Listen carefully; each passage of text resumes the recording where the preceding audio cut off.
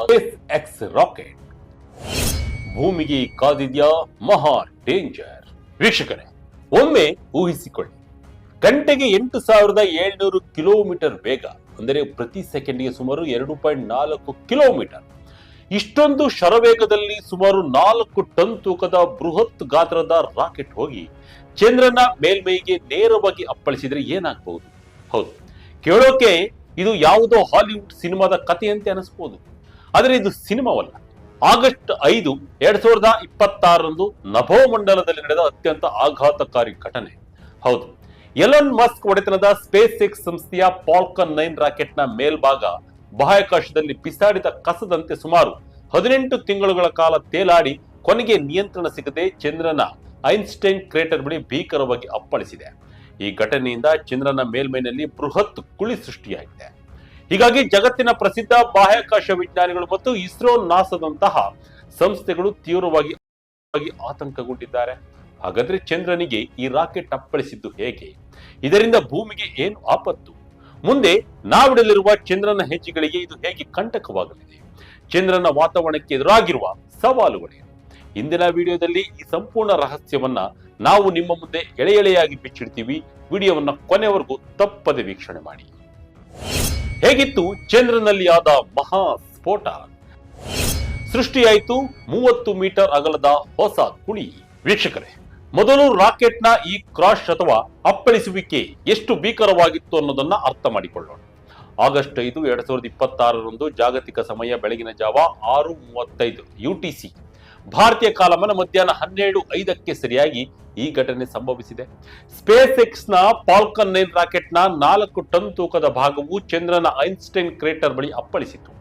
ಈ ಅಪ್ಪಳಿಸುವಿಕೆಯ ತೀವ್ರತೆ ಎಷ್ಟಿತ್ತೆಂದ್ರೆ, ರಾಕೆಟ್ ಚಂದ್ರನಿಗೆ ಅಪ್ಪಳಿಸಿದ ವೇಗ ಗಂಟೆಗೆ ಸುಮಾರು 8700 ಕಿಲೋಮೀಟರ್.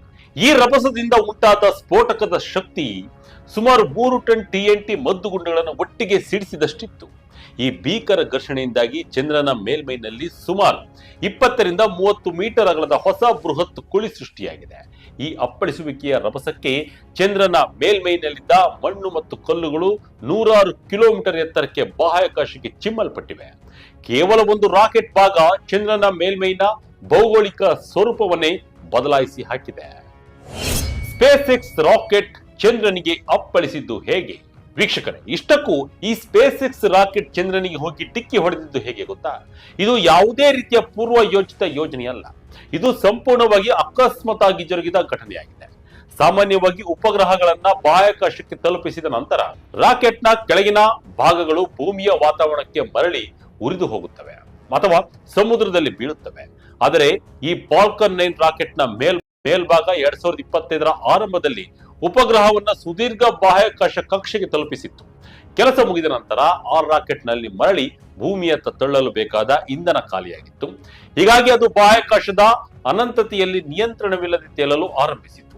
ಸುಮಾರು 18 ತಿಂಗಳುಗಳ ಕಾಲ ತೇಲಾಡಿದ ಈ 4 ಟನ್ ತೂಕದ ರಾಕೆಟ್ ಭೂಮಿ, ಸೂರ್ಯ ಮತ್ತು ಚಂದ್ರನ ಸಂಕೀರ್ಣ ಗುರುತ್ವಾಕರ್ಷಣೆಯ ಕಣ್ಣ ಮುಚ್ಚಾಲೆ ಆಟಕ್ಕೆ ಸಿಲುಕಿಕೊಂಡಿತು.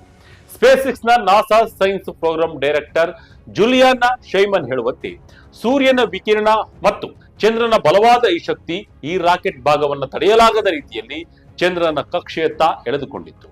ಇದು ಸಂಪೂರ್ಣವಾಗಿ ಅನಿರೀಕ್ಷಿತ ಹಾಗೂ ನಿಯಂತ್ರಿಸಲಾಗದ ಅಪಘಾತವಾಗಿತ್ತು ಎಂದು ಹೇಳಿದ್ದಾರೆ. ಬಾಹ್ಯಾಕಾಶದಲ್ಲಿ ಆಕಾಶ ಕಾಯಗಳ ಗುರುತ್ವಾಕರ್ಷಣೆ ಆಟ. ರಾಕೆಟ್ನ ಪಥ ಬದಲಿಸಿದ ಸೋಲಾರ್ ರೇಡಿಯೇಷನ್. ವೀಕ್ಷಕರೇ, ಇಲ್ಲಿ ನಾವು ಅತ್ಯಂತ ಮುಖ್ಯವಾಗಿ ತಿಳಿಯಬೇಕಾದ ವಿಷಯವೆಂದರೆ, ಈ ರಾಕೆಟ್ ಕಕ್ಷೆ ತಲುಪಿದ್ದು ಹೇಗೆ? ಬಾಹ್ಯಾಕಾಶದಲ್ಲಿರುವ ವಸ್ತುಗಳ ಮೇಲೆ ಗ್ರಾವಿಟೇಷನಲ್ ಫುಲ್, ಅಂದರೆ ಗುರುತ್ವಾಕರ್ಷಣೆಯ ಸೆಳೆತ ನಿರಂತರವಾಗಿ ಕೆಲಸ ಮಾಡುತ್ತಿರುತ್ತದೆ.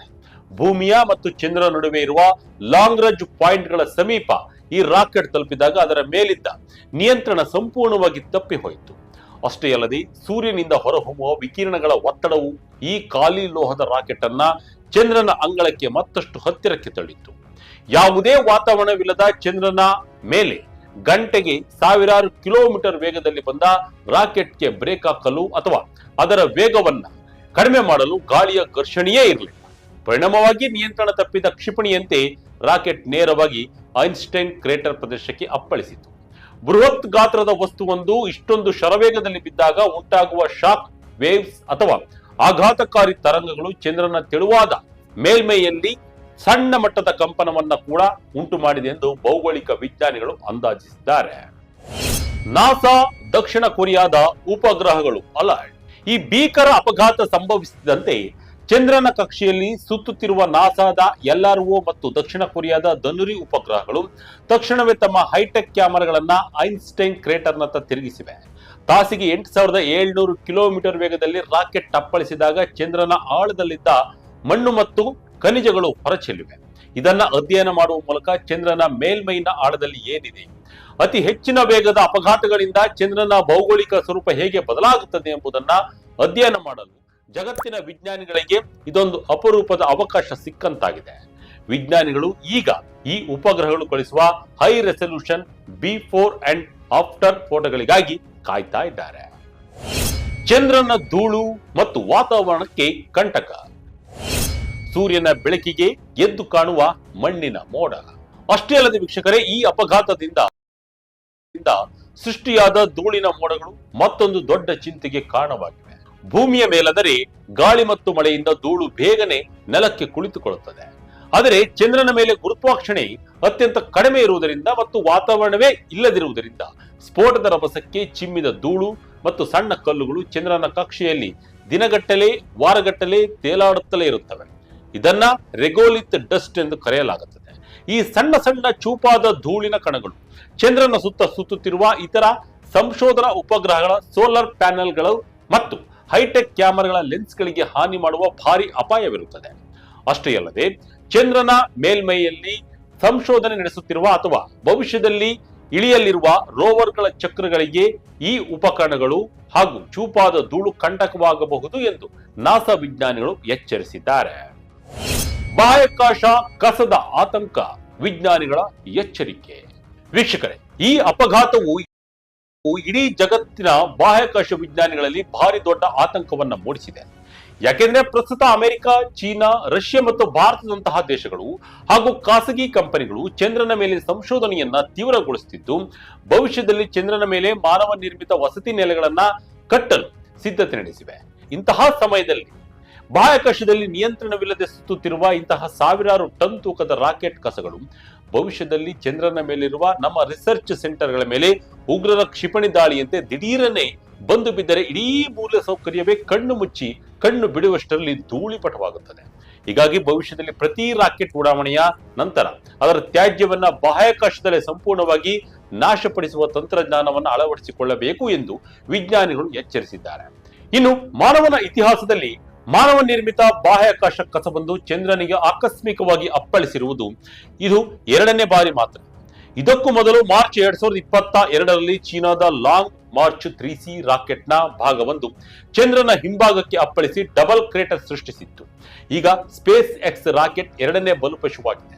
ವೀಕ್ಷಕರೇ, ವಿಜ್ಞಾನಿಗಳು ಈಗ ಇದನ್ನ ಜಾಗತಿಕ ವೇಕಪ್ ಕಾಲ್ ಅಥವಾ ಎಚ್ಚರಿಕೆ ಗಂಟೆ ಎಂದು ಕರೆದಿದ್ದಾರೆ.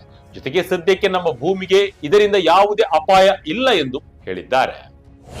ಭವಿಷ್ಯದ ಚಂದ್ರನ ಯೋಜನೆಗಳಿಗೆ ಇದು ಪಾಠ. ಮಾನವ ಕುಲ ಇಂದು ಮತ್ತೆ ಚಂದ್ರನ ಮೇಲ್ಮೈಗೆ ಕಾಲಿಡಲು, ಅಲ್ಲಿ ಮಾನವ ವಸಾಹತು ನಿರ್ಮಿಸಲು ಸಮಾರೋಪಾದಿಯ ಸಿದ್ಧತೆ ನಡೆಸ್ತಾ ಇದೆ. ಭಾರತದ ಇಸ್ರೋ ಕೂಡ ಚಂದ್ರಯಾನ ಸರಣಿಯ ಮೂಲಕ ಇತಿಹಾಸ ಸೃಷ್ಟಿಸುತ್ತಾ ಇದೆ. ಆದರೆ ನಾವಿಡುವ ಪ್ರತಿಯೊಂದು ಹೆಜ್ಜೆಯು ಬಾಹ್ಯಾಕಾಶ ಪರಿಸರವನ್ನ ಹಾಳುಗೆಡಬಾರದು. ಮುಂದೆ ಯಾವುದೇ ಬಾಹ್ಯಾಕಾಶ ಯೋಜನೆ ಕೈಗೊಂಡರೂ ಕೆಲಸ ಮುಗಿದ ನಂತರ ರಾಕೆಟ್ ಭಾಗಗಳನ್ನ ಸುರಕ್ಷಿತವಾಗಿ ನಾಶಪಡಿಸುವ ತಂತ್ರಜ್ಞಾನವನ್ನ ಕಡ್ಡಾಯವಾಗಿ ಅಳವಡಿಸಿಕೊಳ್ಳಬೇಕು ಎಂದು ಜಾಗತಿಕ ವಿಜ್ಞಾನಿಗಳು ಒತ್ತಾಯಿಸುತ್ತಿದ್ದಾರೆ. ಇಲ್ಲವಾದರೆ ಭೂಮಿಯ ಸುತ್ತಲೂ ಕಸದ ರಾಶಿ ಬಿದ್ದಂತೆ, ನಾಳೆ ಚಂದ್ರನ ಸುತ್ತಲೂ ಉಲ್ಕಾಪಾತದಂತೆ ಮಾನವ ನಿರ್ಮಿತ ಕಸದ ಮಳೆಯಾಗುವುದರಲ್ಲಿ ಯಾವುದೇ ಅನುಮಾನವಿಲ್ಲ. ಒಟ್ಟಾರೆಯಾಗಿ ಬಾಹ್ಯಾಕಾಶ ವಿಜ್ಞಾನದಲ್ಲಿ ಸ್ಪೇಸ್ ಎಕ್ಸ್ ರಾಕೆಟ್ ಭಾಗವೊಂದು ಅಕಸ್ಮಾತ್ತಾಗಿ ಚಂದ್ರನಿಗೆ ಅಪ್ಪಳಿಸಿರುವುದು ಕೇವಲ ಒಂದು ಅಪಘಾತವಲ್ಲ. ಬದಲಿಗೆ ಇದು ಮಾನವನ ನಿರ್ಮಿತ ಬಾಹ್ಯಾಕಾಶ ಕಸದ ಅಪಾಯದ ಬಗ್ಗೆ ಜಗತ್ತಿಗೆ ನೀಡಿದ ಎಚ್ಚರಿಕೆಯಾಗಿದೆ. ಈ ಭೀಕರ ಡಿಕ್ಕಿಯಿಂದ ಚಂದ್ರನ ಅಂಗಳದಲ್ಲಿ ಹೊಸ ಕುಳಿ ಸೃಷ್ಟಿಯಾಗಿರುವುದು ವಿಜ್ಞಾನಿಗಳಿಗೆ ಸಂಶೋಧನೆಗೆ ಹೊಸ ದಾರಿ ತೆರೆದಿದ್ದರೂ, ಭವಿಷ್ಯದಲ್ಲಿ ಚಂದ್ರನ ಮೇಲೆ ನಾವು ನಿರ್ಮಿಸಲಿರುವ ವಸತಿ ನೆಲೆಗಳಿಗೆ ಇಂತಹ ನಿಯಂತ್ರಣವಿಲ್ಲದ ತ್ಯಾಜ್ಯಗಳು ಕೂಡ ಕಂಟಕವಾಗಿ ಪರಿಣಮಿಸಲಿವೆ. ನಾವು ಬಾಹ್ಯಾಕಾಶ ಸಂಶೋಧನೆಯ ಭರದಲ್ಲಿ ನಕ್ಷತ್ರಗಳ ಮಂಡಲಗಳ ನಡುವೆ ಕಸವನ್ನ ಎಸೆಯಬಾರದು. ಭೂಮಿಯ ಸುತ್ತಲಿರುವ ಕಸದ ರಾಶಿಯಂತೆ ಚಂದ್ರನ ಪರಿಸರವು ಕಲುಷಿತವಾಗುವ ಮೊದಲು ಪ್ರತಿಯೊಂದು ರಾಷ್ಟ್ರವು ಸುರಕ್ಷಿತ ತ್ಯಾಜ್ಯ ವಿಲೇವಾರಿ ತಂತ್ರಜ್ಞಾನಕ್ಕೆ ಆದ್ಯತೆ ನೀಡಬೇಕಿದೆ. ಇಲ್ಲವಾದರೆ ಮಾನವನ ಮಹತ್ವಾಕಾಂಕ್ಷೆಯೇ ಭವಿಷ್ಯದ ಬಾಹ್ಯಾಕಾಶ ಯೋಜನೆಗಳಿಗೆ ಮುಳುವಾಗುವುದರಲ್ಲಿ ಸಂಶಯವಿಲ್ಲ.